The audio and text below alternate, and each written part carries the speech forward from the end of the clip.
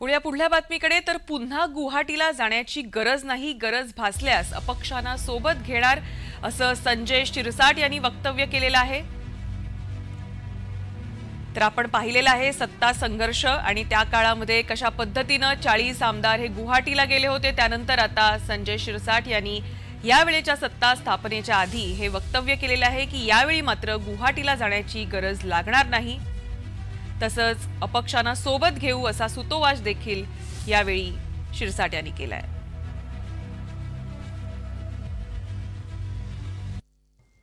आम्हाला गुवाहाटी पार्ट 2 करायची आवश्यकता नाही।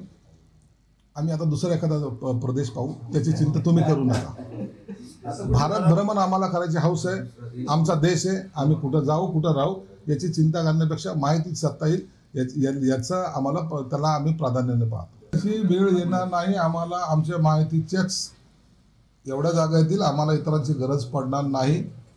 गरज जरी पडत नसली तरी आम्ही काही अपक्षांना सरकार मजबूत करण्यासाठी बरोबर ठेवू।